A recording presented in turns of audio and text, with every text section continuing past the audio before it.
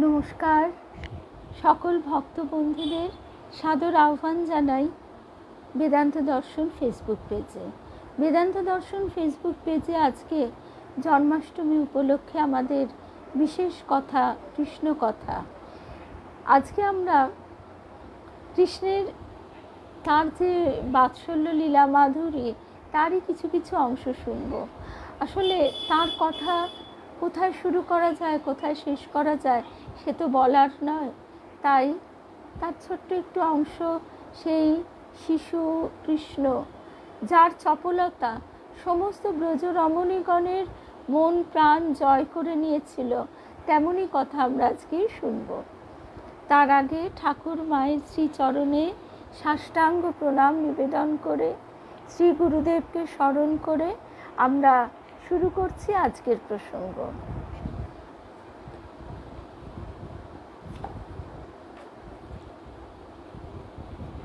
সকল ভক্ত বন্ধুদের শুভ সন্ধ্যা জানাই। শ্রীকৃষ্ণের গুণ ও লীলা বর্ণন প্রধান ভাগবতে অসংখ্যবার এই কৃষ্ণ শব্দটি ব্যবহার হয়েছে বিভিন্ন প্রসঙ্গে। কৃষ্ণ কথার অর্থ হচ্ছে যা আকর্ষণ করে, যা কিছু আকর্ষণ করে তাই কৃষ্ণ। সেই কৃষ্ণ আমাদের মনকে প্রাণকে আকর্ষণ করে এই বহুমুখী বহুধা জগৎ থেকে। এই জগতে যে যা কিছু আমরা দেখছি, বহু বহু যে ভাব, সেই সব কিছু থেকে মনকে তিনি আকর্ষণ করে নেন, তাই তাকে কৃষ্ণ নামে আমরা ডাকি। শুভ সন্ধ্যা কাবেরী, মিনুদি, শুভ সন্ধ্যা।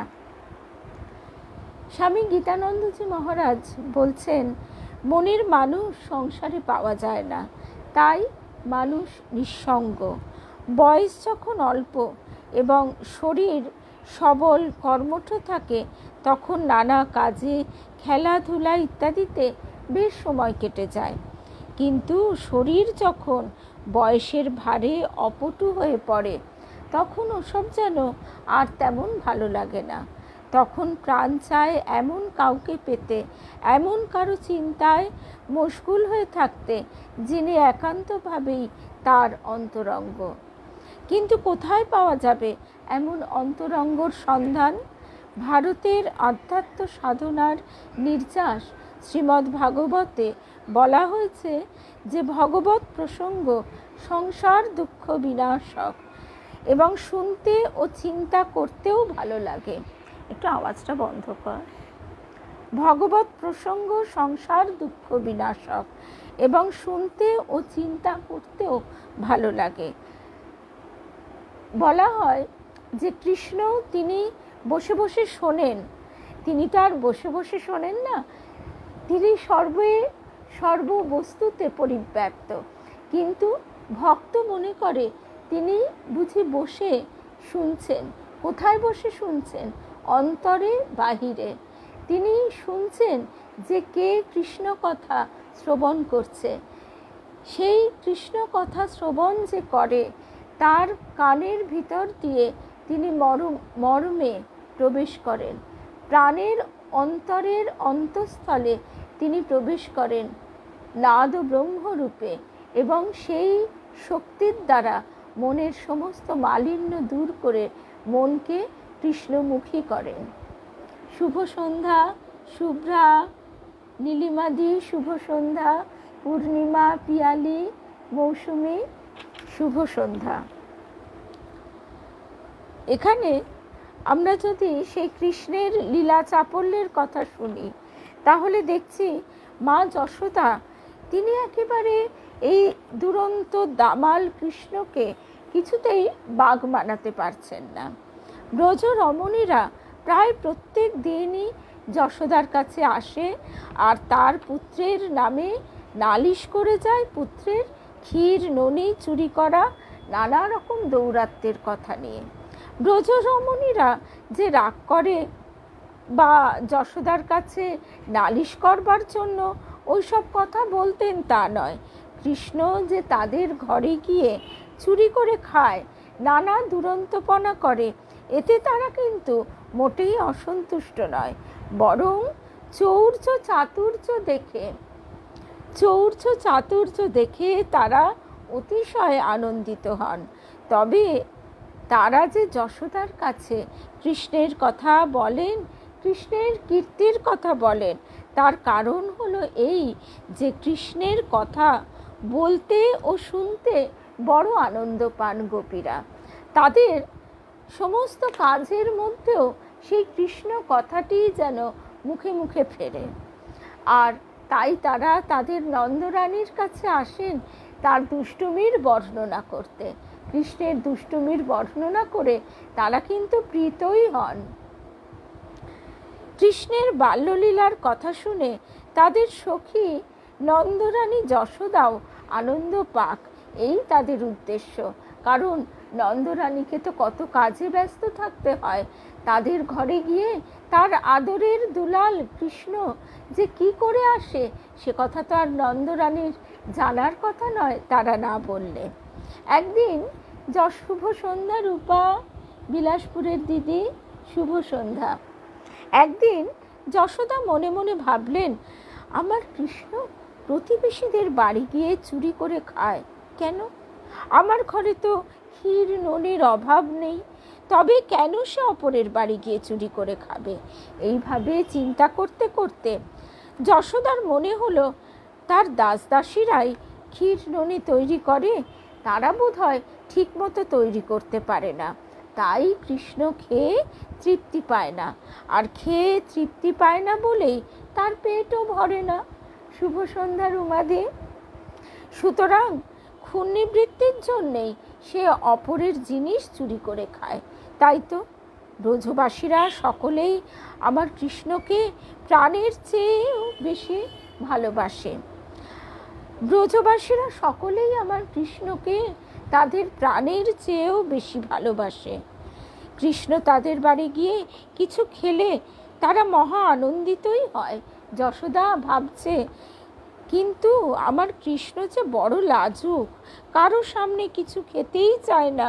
সেই জন্য তারা কৃষ্ণকে ক্ষীর ননি নিয়ে এত সাধাসাধি করলেও সে তাদের সামনে খায় না। সুতরাং খিদের জন্য তাকে চুরি করে খেতে হয়?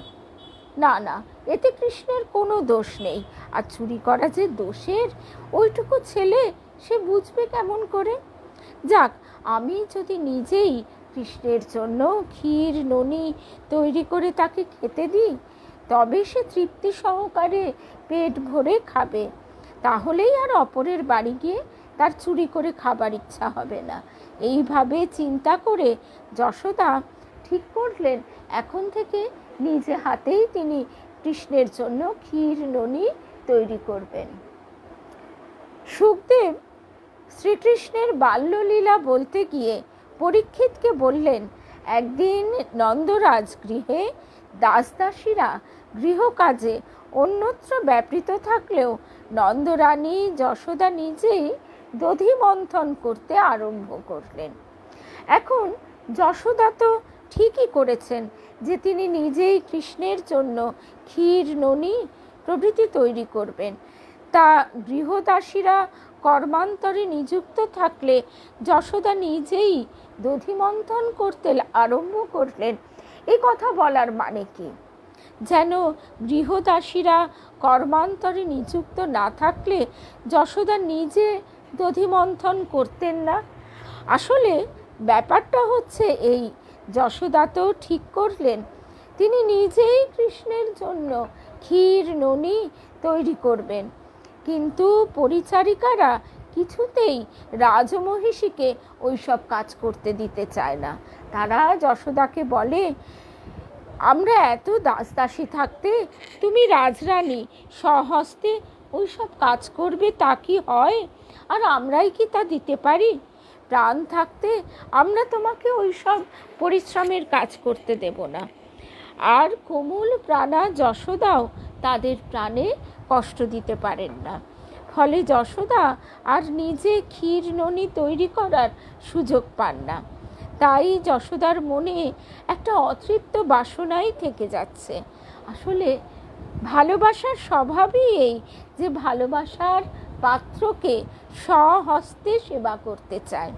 অপরকে দিয়ে সেবা করিয়ে ঠিক যেন তৃপ্তি হয় না। তাই বাৎসল্য ভাবময়ী যশোদাও পুত্রের সেবার জন্য ব্যাকুল আগ্রহে অপেক্ষা করে থাকেন।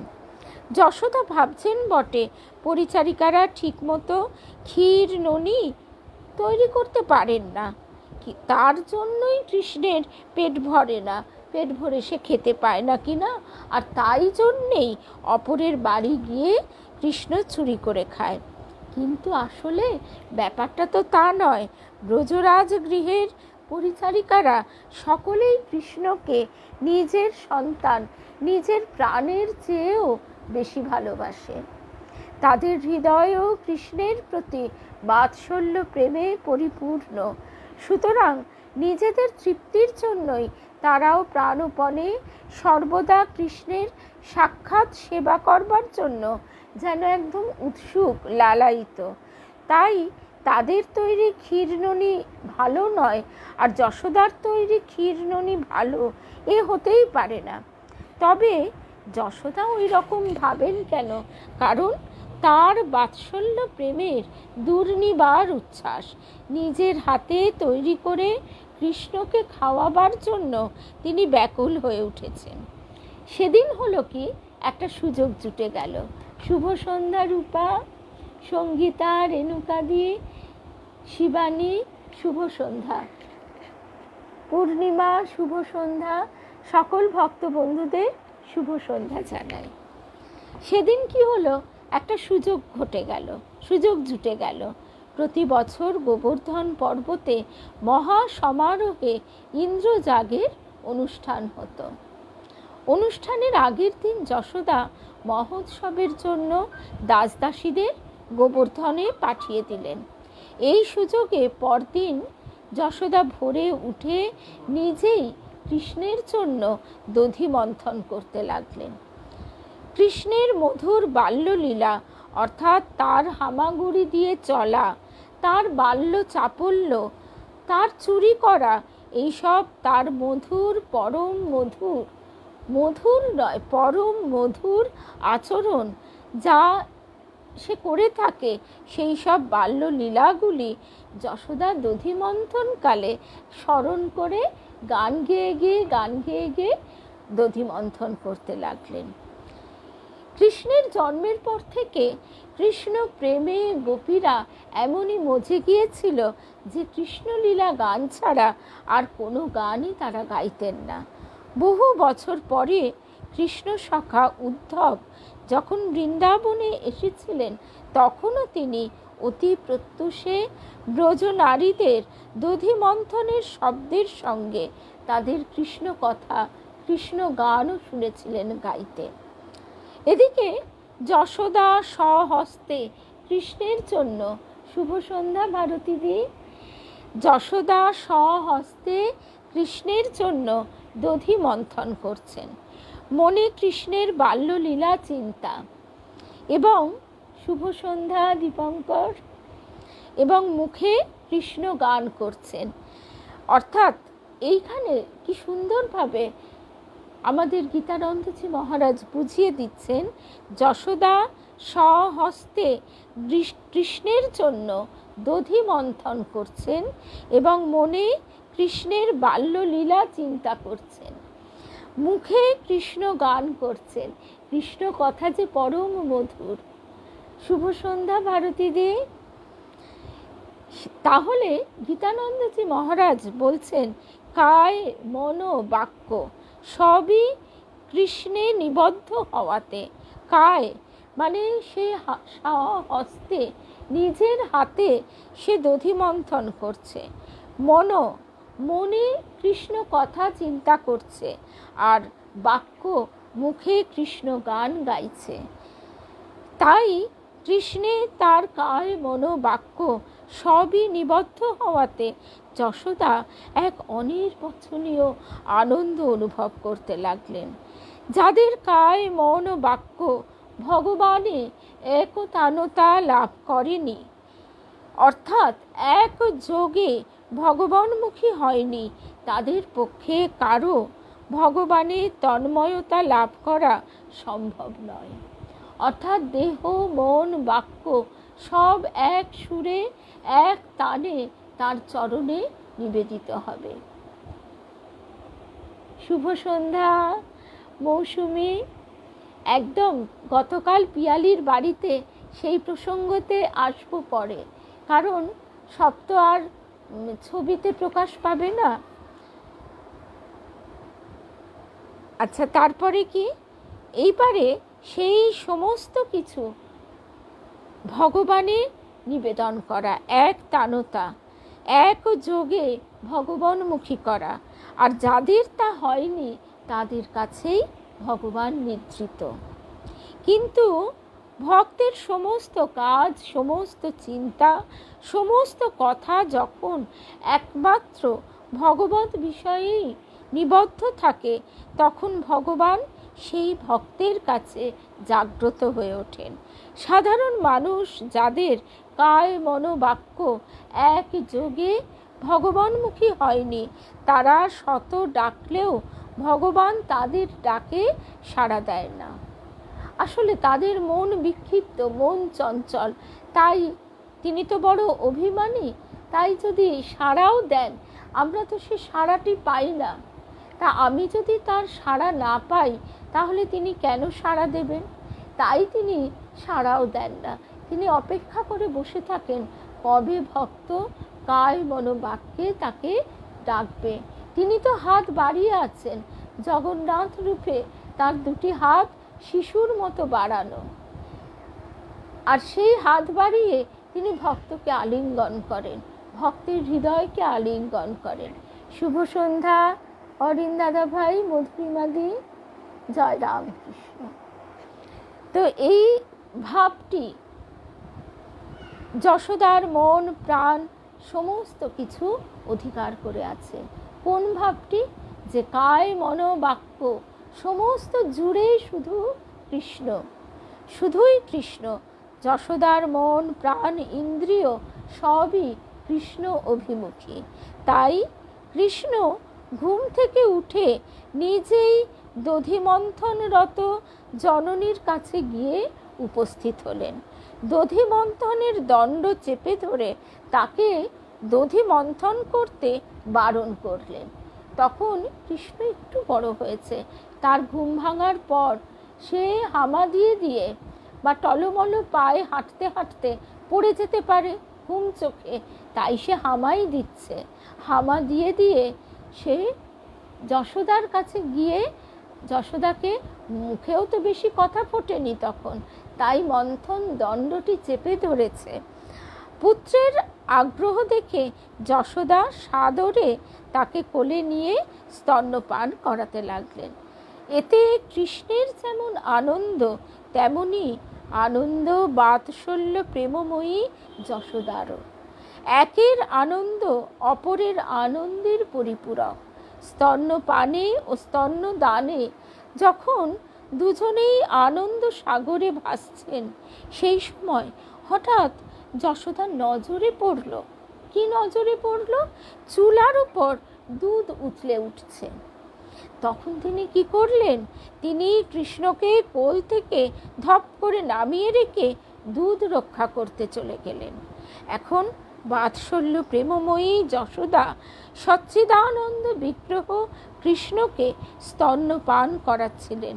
যদিও যশোদা কিন্তু কৃষ্ণের স্বরূপ সম্বন্ধে একেবারেই অবহিত ছিলেন না, তবুও গর্গাচার্যের কথায়, তাদের গুরু গর্গাচার্য যখন নামকরণ করতে এসেছিলেন, তার কথায় যশোদা বুঝেছিলেন কৃষ্ণ সামান্য বালক নয়, মহাপুরুষ। তাছাড়া কৃষ্ণ যে যশোদার প্রাণের চেয়েও প্রিয়, সেই প্রাণপ্রিয় কৃষ্ণকে তিনি সামান্য একটু দুধ রক্ষা করবার জন্য ক্ষুধার্ত অতৃপ্ত রেখেই চলে গেলেন। যশোদার কাছে কি কৃষ্ণের চেয়েও দুধ রক্ষাই বড় হলো? ভাগবত শ্রোতা যে, তার মনে তো এ প্রশ্ন জাগবেই। সামান্য কিছুটা দুধ না হয় নষ্টই হতো। গোপরাজ নন্দ, তার বাড়িতে কি দুধের অভাব? অনেক ভালোবাসা গো, তার বাড়িতে কি দুধের অভাব? তাই কৃষ্ণকে ওইভাবে অতৃপ্ত রেখে চলে যাওয়া কি যশোদার ঠিক হয়েছে? যারা কর্মী তারা কি করে? তারা যাগ যজ্ঞাদির দ্বারা সর্বকর্ম ফলদাতা ভগবানের প্রীতিবিধান করে স্বর্গাদি ভোগ্য বস্তু কামনা করেন এবং সেই সব ভোগেই মত্ত হয়ে থাকেন। যারা কর্মী তারা যাগ যজ্ঞাদির দ্বারা সর্বকর্ম ফলদাতা ভগবানের প্রীতিবিধান করে স্বর্গাদি ভোগ্য বস্তু কামনা করেন এবং সেই সবের ভোগেই মত্ত হয়ে থাকেন। যেমন আমরা সংসার চাই, টাকা পয়সা চাই, আরাম চাই ইত্যাদি। লাউ কুমড়ো ফল ঠাকুর বলতেন। যারা জ্ঞানী তারা নেতি নেতি বিচার করে নির্বিকল্প সমাধিতে নিমগ্ন হয়ে থাকেন।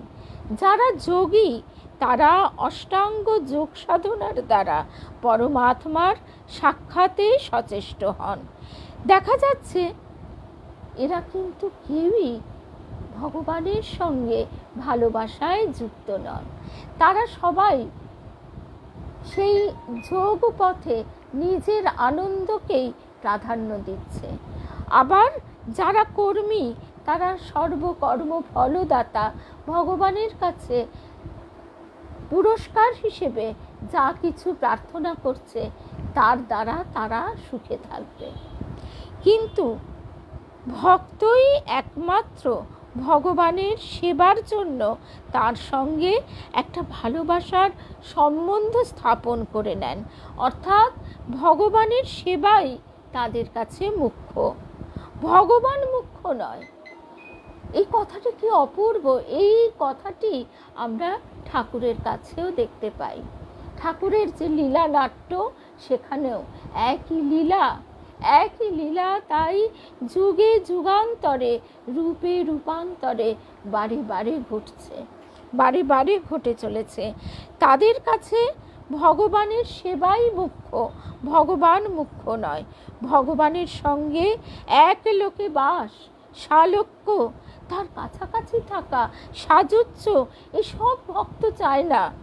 তারা কেবল ভগবানের সেবা করতেই চান, তাতেই তাদের আনন্দ, তাতেই চরম প্রাপ্তি। ভগবানকে যদি ত্যাগ করলে তার সেবা হয়, তবে তারা ভগবানকে ত্যাগ করতেও কুণ্ঠিত হন না। প্রেমময় ভক্ত সেবা ভুলে কখনো ভগবানে আত্মহারা হন না। মা যশোদা সেই জন্যে দুধ উথলে যাচ্ছে, তার আগে মা সন্তান কৃষ্ণ তার প্রাণের অধিক প্রিয়, তাকে স্তন্য দান করছিল এবং স্তন্যদান ও স্তন্যপানের যে পারস্পরিক আনন্দ সে সব কিছু ভুলে গিয়ে সে দুধটা বাঁচাবার জন্য চলে গেল। তাই তো নন্দ রাজা, তার বাড়িতে কি দুধের অভাব? একটু যদি দুধ উথলে পড়েই যায় তাহলে কি এমন ক্ষতি? সেখানে কি করে যশোদা ওরকম ধপ করে নামিয়ে দিল কৃষ্ণকে? এ তো মহা সমস্যা। কারণ সাধারণ মানুষ এই মর্মটি বুঝবে না। এই ঘটনাটি আবারও তিনি ঘটালেন কাশীপুর উদ্যানবাটিতে। 1886 সালের 1 জানুয়ারি বিকেলবেলা, সেদিন রবিবার, আর যেহেতু বছরের প্রথম দিন ইংরেজরা ফুর্তি করবে, সেই জন্য সেই দিনটিকে তারা ছুটির দিন ঘোষণা করেছে। আর সব ভক্তেরা ঠাকুরের কাছে দুপুরের খাওয়া দাওয়া সেরেই গুটি গুটি চলে এসেছে। ঠাকুরের লীলায় এই দিনটিরও এক তাৎপর্য, কারণ এই গ্রেগরিয়ান ক্যালেন্ডারটি মোটামুটি সারা পৃথিবীতেই মেনে চলা হয়। এই বছরের শুরুর দিনটি আমরা তাকে স্মরণ করিয়েই নেবেন, তিনি করিয়ে নেবেন। আমরা যাতে অন্যদিকে ভাবতেই পারবো না। এ তার কৃপা ছাড়া হয়। এই দিনটি মানেই হচ্ছে শ্রীরামকৃষ্ণ। তা সেই দিন সব এসে তারা ওই আম গাছটির তলায় বসে বসে গল্প করছে। ঠাকুর ওপর থেকে দেখতে পেয়েছেন, একটু সুস্থ বোধ করলেন, তিনি নিচে যেতে চাইলেন। তিনি নিচে এসে দেখছেন সব ভক্তেরা বসে আছে। তাদের দেখে ঠাকুরের কত আনন্দ, তার গলার ব্যাধি, দেহের ব্যাধি তিনি ভুলেই গেছেন। গিরিশ ঘোষ, তখন তো উদ্যানবাটি এরকম সাজানো নয়, চারিদিকে কত ফুলের গাছ, ফলের গাছ, ঝোপঝাড়, তার মধ্যে থেকে ফুল তুলে এনে তিনি তার পায়ে অর্পণ করে বলছেন, কি বলছেন? স্তব্ধ। গিরিশের মুখে কথা নেই, স্তব্ধ হয়ে তিনি ঠাকুরের দিকে চেয়ে আছেন। ঠাকুর নিজেই বলতে শুরু করলেন, হ্যাঁ গা গিরিশ, তুমি যে সব কথা বলে বেড়াও, সেসব কি সত্য? আমাকে তুমি কি বলো, কি বোধ হয়? গিরিশ ঘোষ আত্মহারা, তিনি কবি। তিনি বললেন যে ভগবান, তার ধ্যান, তার কথা আমি বলবো। বাল্মীকি, ব্যাসদেব, তারা যার কুল কিনারা পায় না, তার কথা আমি বলবো। বলতে বলতে তিনিও ভাবে একেবারে আত্মহারা ভক্ত, আর সামনে ভগবান স্বয়ং সমাধিস্থ। এবং তারপর যে ঘটনা ঘটলো সেও আমরা জানি। তিনি অকাতরে বিলিয়ে দিলেন, অকাতরে যার যে অবস্থা, তাকে সেই অবস্থা থেকে কতটা তুলে দিলেন। পুথিকার অক্ষয় কুমার সেন, সে 3 দিন নিজেকে স্থির রাখতে পারেনি। সে একেবারে যেদিকে তাকায় সেদিকেই তার ইষ্ট দর্শন হয়। কে না ছিল সেদিন সবাইকে, কিন্তু তার মধ্যে একজন আবার সে দৌড়ে গিয়ে সবাইকে, যে রান্না করে তাকে ডেকে আনছে, আর ওদিকে ওপরে যে ছেলেরা দিন রাত এক করে সে ঠাকুরের সেবা করে চলেছে, তাদেরকেও হাঁক দিয়ে ডাকছে, তোরা কে কোথায় আছিস, আয় আয় আয়। তাদের ভক্তরাই এবার ডাক দিচ্ছে সেই ডাক। তারা ওপরের জানলা দিয়ে একবার দেখে নিয়েছে তাদের ঠাকুর, তাদের ভগবান, তাদের প্রাণপ্রিয়, সে তিনি কে তারা জানুন বা না জানুন, তাদের প্রাণের ধন তিনি সুস্থ আনন্দ চিত্তে ভক্ত সঙ্গে আনন্দে রয়েছেন। তখন তারা তাড়াতাড়ি করে কাজ সারছে, ঘর পরিষ্কার করছে, ঘরটি সমস্ত দরজা জানলা খুলে যাতে বাতাস চলাচল করে সেই ব্যবস্থা করছে। তাদের কিন্তু ঠাকুরের দিকে মন নেই, তখন মন তাদের সেবায়। তাই তো ভাগবতকার বলছেন, প্রেমময় ভক্ত সেবা ভুলে কখনো ভগবানে আত্মহারা হন না। তারা নিজেরা দুঃখ স্বীকার করে ভগবানকেও কষ্ট দিয়ে তার হিত সাধন করেন। যেমন তেতো ওষুধ খেতে ছেলের কষ্ট হবে জেনেও তার রোগ মুক্তির জন্যে মা তাকে তেতো ওষুধই খাওয়ায়। এই পরিপ্রেক্ষিতে যশোদা কৃষ্ণকে ত্যাগ করে দুধ রক্ষা করতে গিয়েছিলেন, এবং ঠিকই করেছিলেন, কারণ ওই দুধ খেয়ে কৃষ্ণ হৃষ্টপুষ্ট হবে। যশোদা কৃষ্ণের সেবার জন্যই কৃষ্ণকে ছেড়ে দিয়েছিলেন। তাতে তার নিজের এবং কৃষ্ণের যত কষ্টই হোক না কেন তিনি ভ্রুক্ষেপও করেননি, কারণ কৃষ্ণ সেবাই তার জীবনের মুখ্য উদ্দেশ্য। এদিকে কি হয়েছে? এদিকে হঠাৎ কোল থেকে নামিয়ে দেওয়াতে কৃষ্ণের তো খুব রাগ হয়ে গেছে। কৃষ্ণের কি অবস্থা, তার তখন পেটও ভরেনি, স্তন্যপানের পিপাসাও মেটেনি, তাই খুব রাগ হয়েছে। কোল থেকে নামিয়ে দেওয়াতে অত্যন্ত ক্রুদ্ধ হয়ে লাল টুকটুকে ঠোঁট ফুলিয়ে, ঠোঁটটা আবার কামড়ে ধরে কাঁদতে কাঁদতে একটা নোড়া দিয়ে দইয়ের ভাণ্ডটা ভেঙে দিলেন, আর অন্য জায়গায় গিয়ে নবনীত খেতে লাগলেন। ভাগবতকার এই শ্লোকে কৃষ্ণের অতি অপরূপ এক ছবি এঁকেছেন। প্রথমে কৃষ্ণের রাগ হলো, রাগে তিনি অধর দংশন করে একটুখানি কেঁদে নিলেন শিশুদের মতো, তারপর পাথর দিয়ে দধিভাণ্ড ভেঙে সেখান থেকে সরে পড়লেন, আর একটু দূরে গিয়ে সদ্য তোলা মাখন নবনীত খেতে লাগলেন। এদিকে চুলো থেকে দুধ নামিয়ে যশোদা এসে দেখলেন দইয়ের ভাঁড় ভাঙা, চারিদিকে দই ছিটানো, মাখনের পাত্র শূন্য, আর কৃষ্ণ তার দেখা নেই, তার টিকিটিও দেখা যাচ্ছে না, কৃষ্ণ পালিয়েছে। এই দেখে যশোদার রাগ তো হলোই না, বরং একটু হেসে ভাবলেন বড্ড দুষ্টু হয়েছে তো ছেলেটা, কিন্তু সে গেল কোথায়? যশোদা দেখলেন অধোমুখে অবস্থিত উদুখলের ওপর বসে কৃষ্ণ শিকা থেকে নবনীত নিয়ে বানরদের খাওয়াচ্ছে। আবার চুরি করেছে বলে সে সভয়ে এদিক ওদিক দেখছে, পাছে কিনা কেউ দেখে ফেলে। যশোদা ভাবলেন কৃষ্ণ সত্যি, আমার সখীরা যে আমাকে বলে, সত্যি বড় দুরন্ত হয়েছে, বড় দুষ্টু, বড় অশান্ত হয়ে উঠেছে, একে এখনই শাসন করা দরকার। প্রতিবেশী রমণীরা, আমার সখীরা অনেক দিন থেকেই আমায় বলছে, আর আমি কিনা বিশ্বাস করি না তাদের কথা। তারা আমাকে রোজ বলে যায় তাদের বাড়ি গিয়ে সে মাখন চুরি করে, নানা উৎপাত করে। আহা, আমি ভাবতাম তারা বুঝি আমার সঙ্গে মজা করতে আসে, কিন্তু এ কি, আজ তো আমি নিজের চোখেই দেখলাম কৃষ্ণের সব কুকীর্তি। না, আজকেই ওকে শাসন করা দরকার, তবে সে যদি একটু শান্ত হয়।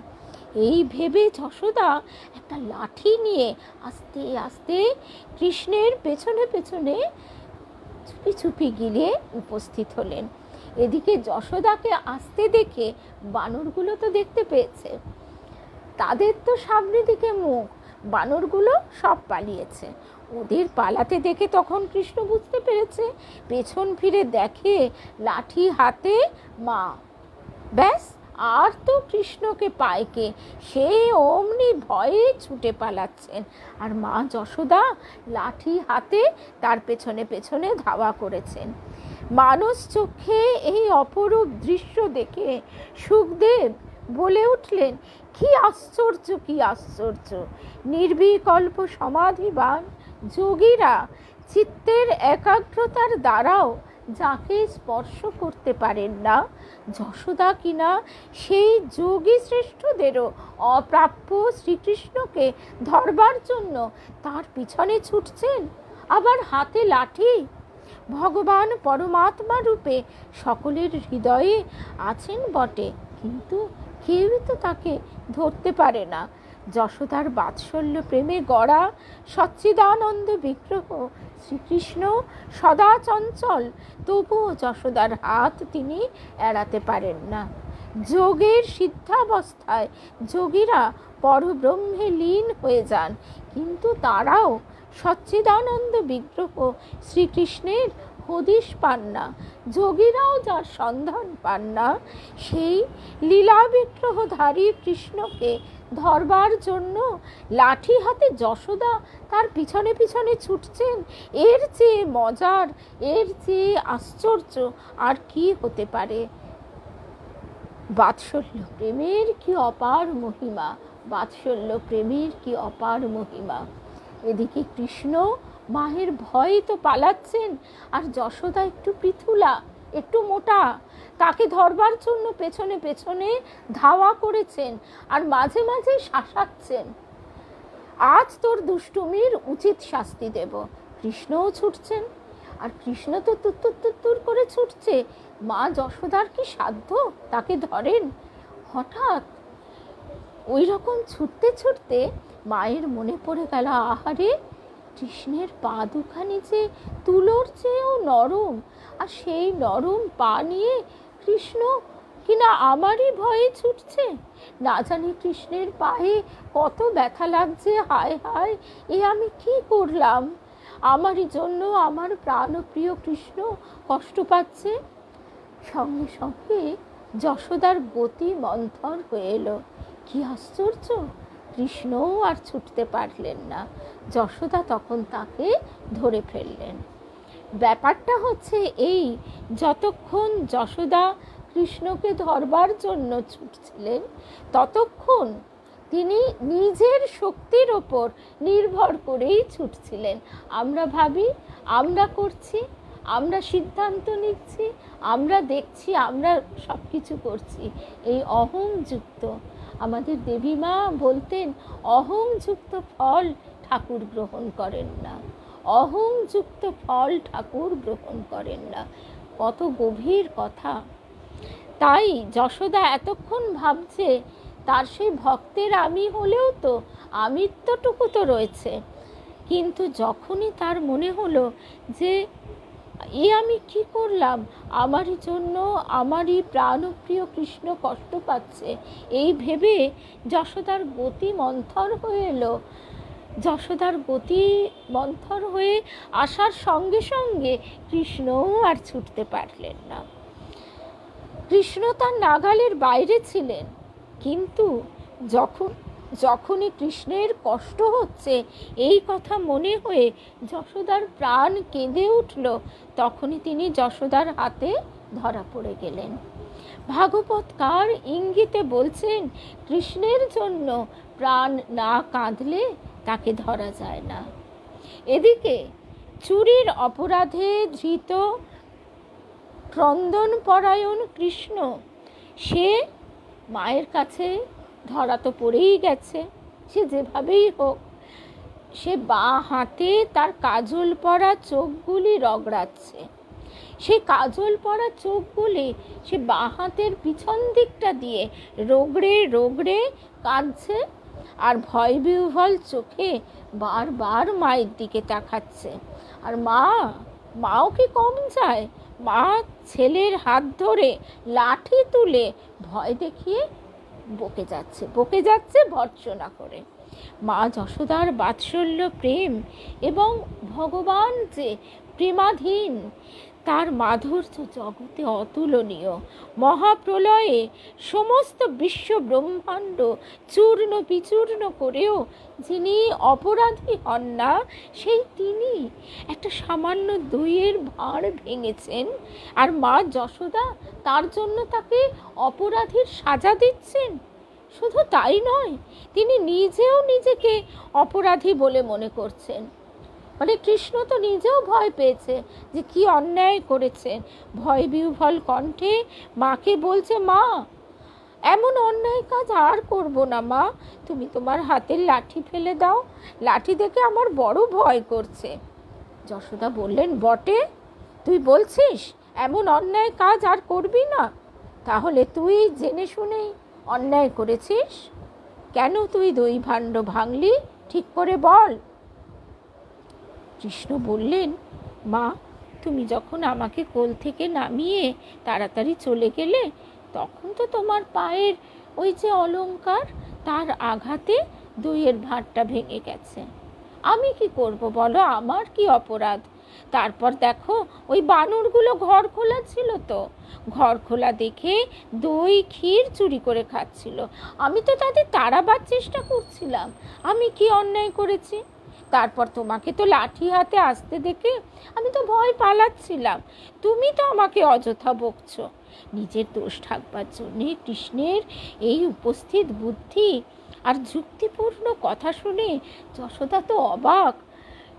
এরকম তো আমাদেরও হয়, ছোট বাচ্চাগুলোর কম বুদ্ধি।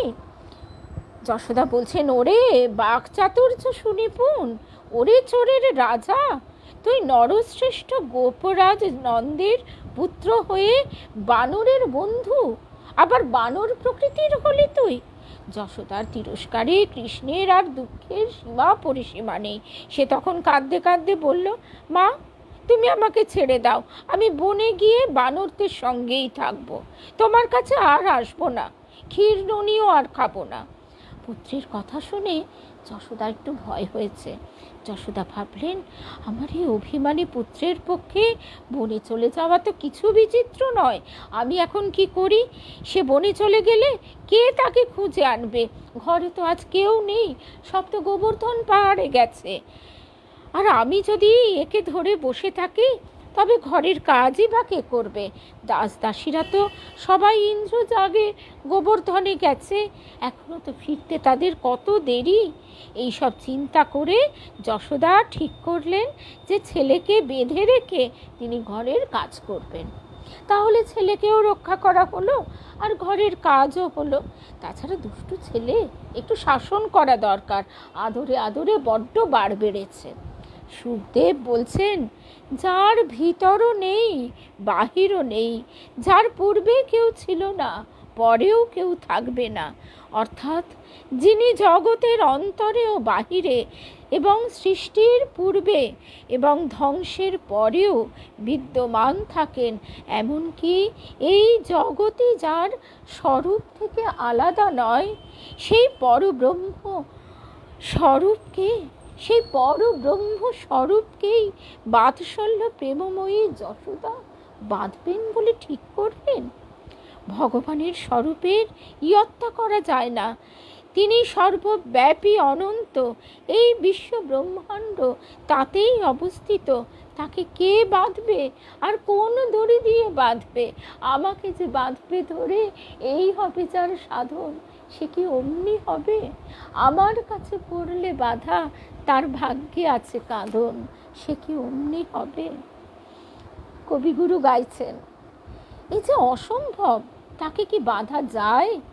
তবুও বাৎসল্য ভাবময়ী মা যশোদা সর্বকারণের যিনি কারণ, সর্বজগতের যিনি আধার, সর্বজগতের যিনি নিয়ন্তা, সেই ভগবানকে একটা তুচ্ছ দড়ি দিয়ে বাঁধলেন।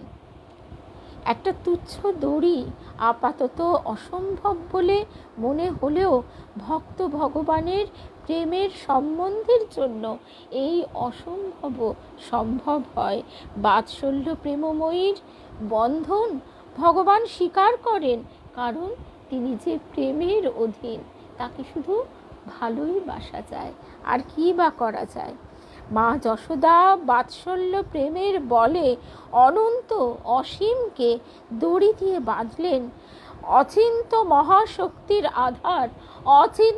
মহাশক্তির আধার ভগবানও তখন সীমার মধ্যে এসে বন্ধন স্বীকার করে ভক্ত বাৎসল্য গুণের পরিচয় দিলেন। পুত্রের অপরাধে তাকে বাঁধবার জন্য দড়ি যতই যশোদা নিয়ে আসছে ঘর থেকে, 2 আঙুল পরিমাণ ছোট, কিছুতেই বাঁধা যাচ্ছে না। যশোদা একটা দড়ির সঙ্গে আর একটা দড়ি যোগ করে চলেছেন, দড়ির পর দড়ি, আর 2 আঙুল দড়ি কম পড়ছে। এইভাবে যশোদা যত দড়ি যোগ করেন, ততবারই দেখেন যে 2 আঙুল পরিমাণ দড়ি ছোট হচ্ছে। এইভাবে যশোদা নন্দের ঘরে যত দড়ি ছিল সব এনে যোগ করেও কৃষ্ণকে বাঁধতে পারলেন না। এই অদ্ভুত কাণ্ড দেখে প্রতিবেশী গোপীরা, তাদের তো খুব মজা হয়েছে, তারা হাসতে লাগলেন, আর যশোদাও তাদের সঙ্গে হাসতে হাসতে অত্যন্ত আশ্চর্য হলেন। তবুও তারা কিন্তু বুঝতেই পারছে না যে কৃষ্ণকে, তার মাহাত্ম্য কী। তারা শুধু ওই মধুর বাৎসল্য প্রেমে একেবারে গদগদ মাতোয়ারা। তারা ওই দুষ্টুমির শাস্তি দেবার রোগ তাদের চেপে গেছে। ওই ভোরে প্রতিবেশী গোপীরাই বা কোত্থেকে এলো? আসলে এখানেও একটা ঘটনা আছে। যশোদা যখন কৃষ্ণকে বাঁধতে উদ্যত হয়েছেন, তখন আর কোনো উপায় নেই দেখে কৃষ্ণ ব্যাকুল হয়ে চিৎকার করে মা রোহিণীকে ডাকতে লাগলেন। ও রোহিণী মা, কোথায় আছো? শিগগির এসে আমায় বাঁচাও, আমি একটু মাখন খেয়েছি বলে মা আমাকে বাঁধছে, শিগগির এসো। সেদিন আবার রোহিণী দেবী নিমন্ত্রিত হয়ে উপানন্দের গৃহে গিয়েছিলেন। তিনি কৃষ্ণের ডাক শুনতে পেলেন না, তার কাছে যেতেও পারলেন না, কিন্তু কৃষ্ণের এই চিৎকার প্রতিবেশী রমণীদের কানে গেল। তার মধ্যে তারা কেউ তো আর গোবর্ধন পাহাড়ে যায়নি, তারা ঘরের কাজ ফেলে সব নন্দালয়ে চলে এসেছে। যশোদা নিজের মাথার চুল বাঁধবার পাটের দড়িটা দিয়ে কৃষ্ণের পেটটা বেঁধে বেঁধে কিছুতেই বাঁধতে পারছে না। তাই তারা যশোদা আর কৃষ্ণকে ঘিরে দাঁড়িয়ে মজা দেখছে। ও যশোদা, যশোদা, তুমি তো বহুক্ষণ ধরে কৃষ্ণকে বাঁধবার চেষ্টা করছো, কিন্তু কিছুতেই বাঁধতে পারছো না। বুঝতে পারছো না তোমার পুত্রের অদৃষ্টে বন্ধন যোগ নেই, সুতরাং ওকে তুমি এখন ছেড়ে দাও। কিন্তু যশোদার রোগ চেপে গেছে, কৃষ্ণকে আজ যেমন করেই হোক বাঁধতেই হবে। ভগবান তো যশোদার বিশুদ্ধ বাৎসল্য প্রেমে চির আবদ্ধ আছেনই, তবুও কৃষ্ণের দেহকে বাঁধতে হলে দুটি জিনিসের দরকার, তাকে বাঁধবার জন্য পূর্ণ ব্যগ্রতা আর তার কৃপা। ভক্তের ব্যগ্রতা এবং ভগবানের কৃপা একত্র না হলে শত চেষ্টাতেও তাকে বাঁধা যায় না, যশোদার বেলায় এই দুটো জিনিসেরই অভাব। প্রতিবার তাই আঙুল পরিমাণ দড়ি কম পড়ছিল। যশোদা কৃষ্ণকে নিজের পুত্র জেনে তাকে ভয় দেখান, শাসন করেন, কিন্তু তাকে বাঁধবেন এটা আর যশোদা প্রাণ থেকে সায় পাচ্ছেন না। এর ফলে কৃষ্ণকে বাঁধবার জন্য ভয় দেখানোটাই তার বেশি, কিন্তু বাঁধার তীব্র ব্যগ্রতা ছিল না। তাই বন্ধন শিকারের জন্য ভগবানের কৃপা শক্তিরও বিকাশ হচ্ছিল না। সেই বন্ধন একমাত্র হয়েছে মধুরভাবে রাধার কাছে। বারে বারে বিফল হয়ে যশোদাত্ত রোগ চেপে গেল, কৃষ্ণকে না বেঁধে ছাড়বেন না, আর কৃষ্ণ কিছুতেই বন্ধন স্বীকার করবেন না। মা যশোদা এদিকে পরিশ্রান্ত হয়ে ঘেমে উঠেছেন, কিন্তু আজ তাকে বাঁধতেই হবে। দেখা যাচ্ছে ভক্ত ভগবানের মধ্যে যখন এমন জেদাজেদি হয়, ভগবান তখন নিজের জেদ ছেড়ে ভক্তের জেদই রক্ষা করেন। প্রমাণ, কৃষ্ণ প্রতিজ্ঞা করেছিলেন কুরুক্ষেত্র যুদ্ধে তিনি অস্ত্র ধারণ করবেন না। আবার ভীষ্ম প্রতিজ্ঞা করেছেন তিনি কৃষ্ণকে অস্ত্র ধারণ করতে বাধ্য করবেন। শেষ পর্যন্ত ভীষ্মের জেদই বজায় রইল, কৃষ্ণ অস্ত্র ধারণ করেছিলেন।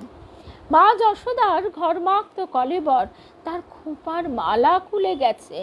এইসব দেখে কৃষ্ণ মায়ের কষ্ট হচ্ছে বুঝতে পেরে কৃপা করে বন্ধন স্বীকার করলেন। যশোদা কৃষ্ণকে বাঁধতে চাইলেও তার মধ্যে তো প্রথমে ব্যগ্রতা ছিল না, কিন্তু যখন বারবার বিফল হয়ে পূর্ণোদ্যমে বাঁধবার প্রয়াস করলেন, তখনই ভগবানের কৃপা শক্তির বিকাশ হলো। এইটি হচ্ছে ঠাকুরের বলা এক পা এগিয়ে যাওয়া। আমাদের উদ্যম পুরুষকার এটাই, তবেই তো তার কৃপা হয়। এক অপূর্ব একটা গল্প আছে, সেই সমুদ্রের ধারে পক্ষী দম্পতি ডিম পেড়েছে। এবার ডিম পেড়ে তারা একটু খাবারের খোঁজে গেছে, ইতিমধ্যে সমুদ্রের ঢেউ এসে সেই বাসা ডিম সব ভাসিয়ে নিয়ে গেছে।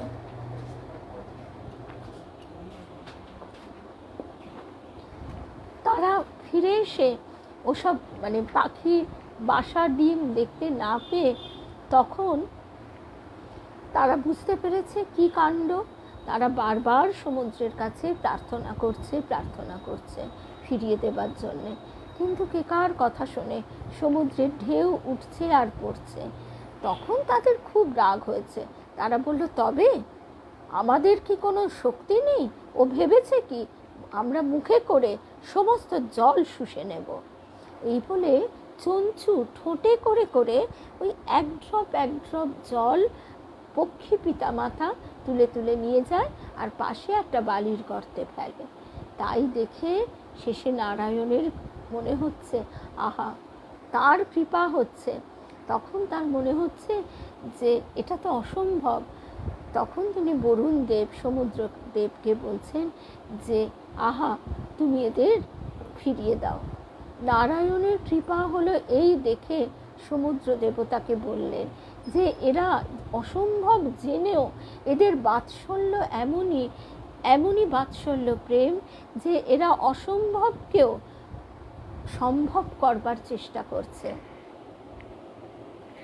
এই অসম্ভবকে সম্ভব করবার চেষ্টা আমাদেরও। তো আমরা তাকে ভালোবাসতে পারি না, সেটাও অসম্ভবকে সম্ভব করা। তখন তিনি আমাদের অন্তরে প্রেম ঢেলে দেন। এবার প্রেমের পাত্রটিও তো ছোট, অহংকার, রিপু এই সবে একেবারে গজগজ করছে। তখন তিনি আবার কৃপা করে ছাঁটা হাতে ভেতরটা ঝাড়ু দেন। কৃষ্ণ কথা যখনই আমরা শুনি, কানের ভিতর দিয়ে মরমে প্রবেশ করে সেই কৃষ্ণ নাম আমাদের সম্মার্জনী অর্থাৎ ঝাঁটা হয়ে নাদ ব্রহ্মস্বরূপ সেই কৃষ্ণ নাম, সেইটি আমাদের অন্তর পরিষ্কার করে। তখন কৃষ্ণ প্রেম গভীরভাবে জেগে ওঠে। আমাদের গুরুদেব যখন বলতেন, আমার তো প্রচণ্ড হাসি পেয়ে যেত, আমি তোদের মনের ঘরে ঝাড় দিই। তো জয় ঠাকুর, তবু তা হাসি পেলে কি হবে, তবুও তিনি অর্বাচীনকে সবসময় কৃপা করেন। তা আত্মশক্তির অভিমানে তাকে বাঁধা যায় না, আত্মশক্তির অভিমানে তাকে বাঁধা যায় না। ভগবান অসীম অনন্ত হলেও কৃপাতে তিনি ভক্তের বন্ধন স্বীকার করেন। এই তো তার ভক্ত বাৎসল্য। আজকে তাহলে এই অবধি শুনলাম। জয় ঠাকুর, জয় রাম। আমাদের দেবী মাও বলতেন, অনেকেই আমরা বলি যে নিশ্চয়ই আমার সুকর্ম, তাই তো আমার আজকে এত সব কিছু। না, দুষ্কর্মগুলো কি ভুলে গেছি? সেগুলো তো উচ্চারণও করি না, আর সেগুলোর কথা মনেও করি না। দেবী মা বলতেন, তিনি কৃপা করে, অহৈতুকী কৃপা, ক্ষমা, করুণা দিয়ে তোমাদের প্রারব্ধ সংস্কার সব দূরে ঠেলে দিয়ে তোমাদের পথ করে দিচ্ছেন। তাই তো তোমরা এত সহজে এগিয়ে যেতে পারছো। তিনি রথের ঠাকুর পথে নেমে এসেছেন। তিনি আমাদের সঙ্গে আমাদের হাত ধরে বন্ধুরূপে হেঁটে হেঁটে চলেছেন যুগ যুগান্ত, আর গুরুরূপে প্রাপ্তি ঘটাচ্ছেন। জয় রাম কৃষ্ণ, জয় রাম কৃষ্ণ। আবার আগামীকালও আমাদের সকালে দেখা হবে। সকালে 10টা থেকে 11টা আমরা নমি কলুষহরণে এই শিরোনামে দিব্যত্রয়ীর পদপ্রান্তে গুরুদেবের বলা কিছু কথা শুনব। কারণ কালকে বিকেলে থাকবো না, আর রাত্রিবেলা আশা করছি 9টায় দেবযান শুনতে অসুবিধা হবে না, তার মধ্যেই ফিরে আসব। জয় রাম কৃষ্ণ, জয় রাম। এবারে শেষ হয়ে হইল না শেষ, কবি বলেছেন। এবারে বলতে হয় কালকে পিয়ালির বাড়ির কথা। পিয়ালির বাড়ি, পিয়ালির কর্মক্ষমতা, পিয়ালিরও অনেক দেহে রোগ ব্যাধি আছে, তারা ঘাপটি মেরে থাকে, মাথা তোলবার সাহস পায় না পিয়ালির প্রতি ঠাকুরের কৃপায়।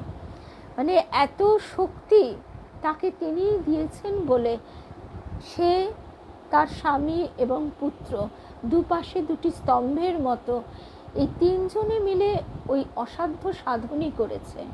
অন্তত পক্ষে 100 লোক কালপ্রসাদ পেয়েছে।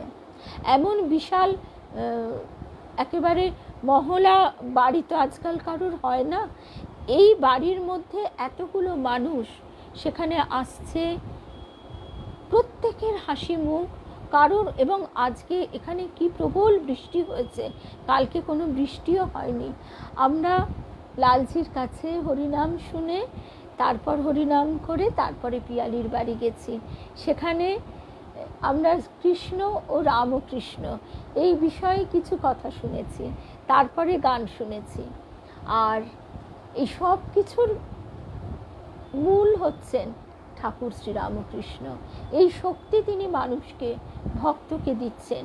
তার ঠাকুর ঘরটির যে অপূর্ব জ্যোতি, অপূর্ব ভাইব্রেশন, তার যে ভাবতরঙ্গ প্রতিটি মানুষ সেদিন অনুভব করেছেন।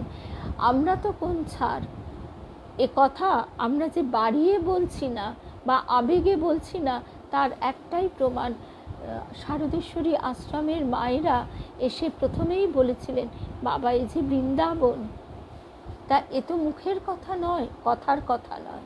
আর ওর যে গাছের পরিচর্যা, পাখির পরিচর্যা, একেবারে সত্যিই মনে হচ্ছে আমরা যেন কোনো কুসুমিত কুঞ্জে একটা ছোট্ট ঘাসের ওপর বসে আছি। শুধু যমুনাটিকে আমাদের কল্পনা করে নিতে হবে। আর যমুনা মানেই যেমন কৃষ্ণ, গঙ্গা মানেই তেমনি শ্রীরামকৃষ্ণ। এই ভাবটি ভরপুর হয়ে আছে আজও অবধি। এই কৃষ্ণ নামের পরম আকর্ষণ। কৃষ্ণ নামের অর্থই আকর্ষণ। আর রাম নামের অর্থ রমণীয়। রাম নামের অর্থ যাকে যাতে রমণ করে আনন্দ পাওয়া যায়। ধ্যানী যোগী তারা রাম নামের চিন্তায় অবগাহন করে আনন্দ লাভ করেন। আর রামকৃষ্ণ তিনি আমাদের এই জগতের বহির্মুখী বৈভব থেকে আকর্ষণ করে সেই নামের আনন্দে ডুবিয়ে দেন। একদম পল্লবী। তো এই হচ্ছে কালকের আনন্দের কথা। জয় রামকৃষ্ণ, জয় রামকৃষ্ণ, জয় রাম।